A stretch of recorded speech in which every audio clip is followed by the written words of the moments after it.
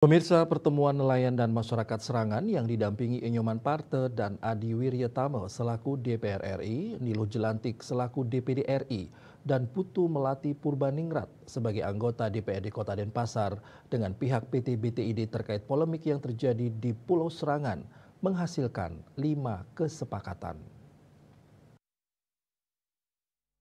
Kesepakatan itu diantaranya nama Jalan Kura-Kura Bali yang terpasang dicabut, tetap bernama Jalan Pulau Serangan, pantai tetap bernama Pantai Serangan umat Hindu baik yang ada di Pulau Serangan maupun yang berasal dari luar Pulau Serangan, bebas melakukan persembahyangan ke pura yang ada di dalam kawasan dan nelayan bebas menggunakan laut. Sementara untuk pelampung pembatas laut akan dibawa ke rapat direksi.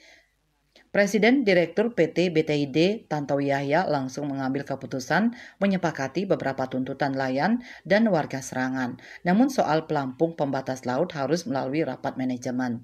Tantowi berjanji akan melakukan pertemuan dengan para direksi secepatnya dan akan diinformasikan kembali hasil pertemuan secara transparan.